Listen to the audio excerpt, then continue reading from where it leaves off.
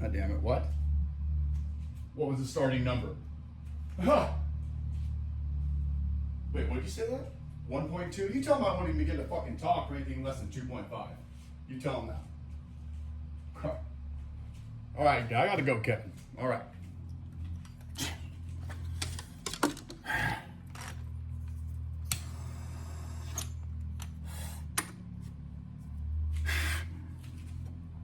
All right. Renegade Therapies update. Let's see, there was a plan in the beginning, and then, you know, man makes plans, God laughs, and there's just a lot of laughing going on, and then still got, I guess, the main support staff is still with me. Some just got lost along the way. I think I may have lost my groundskeeper somewhere in Montana.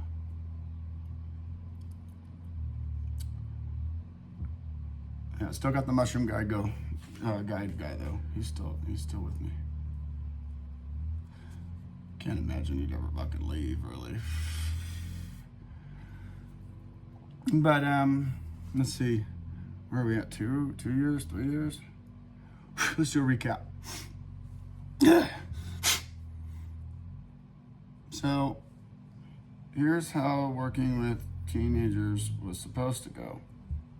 I grew up in the juvenile system in the Pacific Northwest, okay? When 20 years later, I show up thinking they're still locking up the kids. Because it's a liberal state, they went too hard. Like in my day, it was pretty right-handed, and then it's real left-handed approach where you come into juvie instead of getting stripped naked and a bunch of other shit, which is maybe they still are doing. It was something like you see a therapist, and then I talked to that therapist a little too late, pretty much after making the plans of going in and starting a juvenile detention program in there, find them while they're locked up, let's get them there. And then this chick, she was the juvenile probation, or she was the main therapist at the, where was I at? I was in Bend, Oregon, Deschutes County. And she said they're just not even locking them up anymore. Unless it's a crime that sends them off to state, like 30-day or less sentences, they're not locking them up, they're just sending them. So I gotta go try to find them in homeless camps and all that stuff, and that's great. Should the local community had supported me in that, I didn't get any of it except from Laird Superfoods, who very quickly left the state. So then I was just sitting there lone wolfing it like a fucking G, because that's what I do.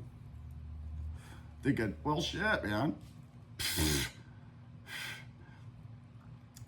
All of my support is coming from the Southeast, because I just had a practice. People who my reputation, I had no reputation there. My reputation from 10 years of planting seeds was fruiting like crazy while I was gone, because, you know, I don't know, absence makes the heart go fonder.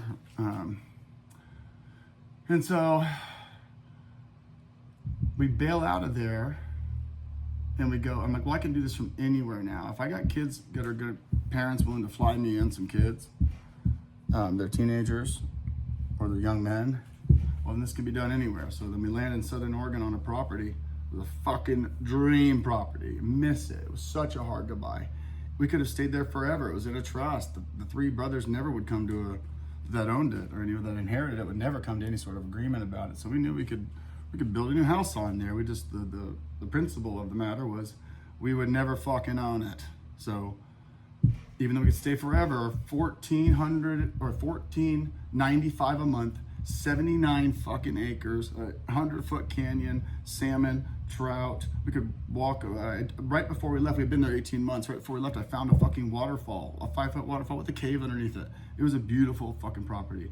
Very hard to say goodbye to that. But on our way up to Florida, 3 years prior to that, we kind of got stuck in the Ozarks, traveling up, seeing some of my wife's homeland, and where I lived in Missouri when I was 3 years old to 5 years old. Right outside of Mark Twain National Forest. So we spent a long time there. We spent a lot of time in North and Northwest Arkansas. And then we were kind of always hoping, hey, hopefully Oregon doesn't work out, so this needs to be a backup plan, right?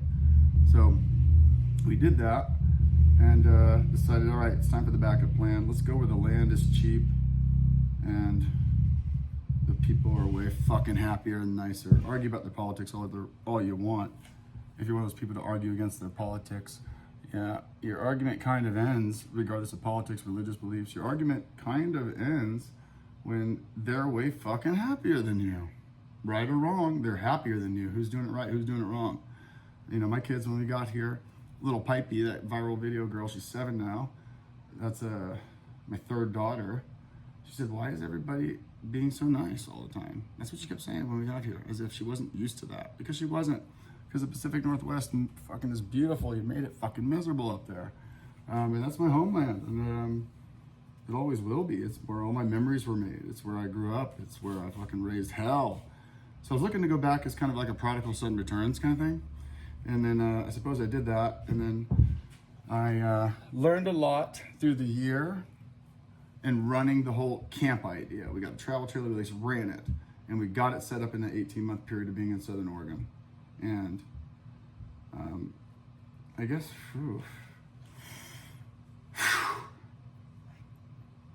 outside of just like gardening the land, because we knew we might leave it, but it doesn't matter. We leave just like going into the forest and making camp. We leave it better than we found it. That's how we plan on leaving any piece of earth that we rent or whatever, because does anybody really own anything? You know, so we weren't worried about the work we put into it, because the lessons that came out of it, and I'll say this, to any parent of a teenager, here's my approach that works so fucking well. Outside of just being relatable and all that, and being able to speak their language, my approach is very simple, and I highly recommend all parents do it if you got a rebellious teenager. Don't fucking tell them what to do. Stop fucking telling them what to do. Don't fucking tell them what to do. Don't even suggest it. Maybe if you've got a decent relationship and some trust, you can be suggestive, but like, fuck, do not tell them what to do. Watch your mouth when you speak to them. Just watch what fucking happens. So that's the lesson I learned there, along with, gosh, I mean, so much more about this idea of all the kids I worked with. A lot of them that I started with in Bend went remote, so I still had them on the phone, and I had kids across the country, but I maxed out like 6. Okay, 6, no more than 6 dudes on the phone. They're getting me a half an hour a week.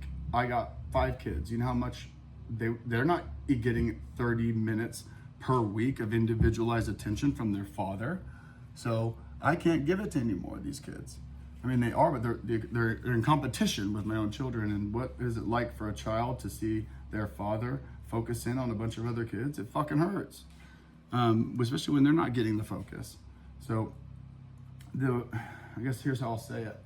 It was a lot of parents, some with money, some without, saying, here, you fix my kid. You be the dad he never had. You be the dad you be the dad he, needs, that I, had a falling out with right after he was born. And dear God, I could go on and on about this fucking weak parental shit that is just so fucking annoying. So you can only do so much for the kid when they have to go home to, of course, anybody who in social work, you work with kids, yada yada, but everybody kind of knows you work with parents. And I don't fucking like it. So, and I don't like the fucking parents. And that's what I realized. I don't like their lack of willing to commit and trying to outsource what they were fucking born to do. So I can only do so much. You can't fucking pay me enough of your dirty little filthy fucking money to be the dad. You never could be. I can't clean up your fucking messes. Mom and dads, I can't. You have to. You know how you could? Just eat some fucking drugs. You're doing the wrong fucking drugs. All the drugs you were trying to get your teenager not to do, those are what you're supposed to be fucking doing. And then you're supposed to teach them how to use them. It's fucking pathetic. The drug education that we've all had this fucking DARE programs in school and stuff, which was just a fucking pathetic little psyop that I didn't even believe in 5th grade. And I didn't even eat mushrooms yet. But come the fuck on. So,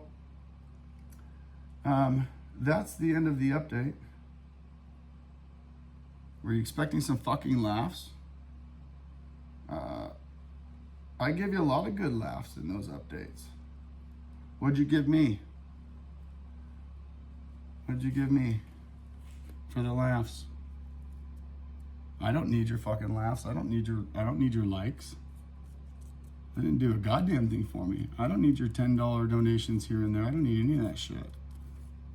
This thing has always been 90% self-funded. because this thing is me. It's an expression of myself. It's not an operation. Go to renegadetherapies.org. It looks like a massive network. Maybe it was supposed to be, but as people wanted to join it, I was like, ew, why? Do your own fucking thing. That was all which was very counterintuitive to what I was advertising. But yeah, I just shooed people away. Go be a fucking lone wolf. We can collab, but do your own fucking thing. I don't need to build a network. It was an idea I came up with in a bit of a panic because I had to explain it to the IRS. And so that idea is great. You can duplicate it if you want to try to organize a bunch of healer people. Good fucking luck with that. And if you do, good luck not fucking banging all their wives and starting a fucking cult because you don't have the fucking character development not to once you get to that state of power. So yeah, I gave you a lot of laughs, and then what'd you give me? Fucking nothing. So we can flop that. Like, how about I give you nothing, and then you fucking give me money? How about that? How about that with a rat-a-tat-tat, biatch?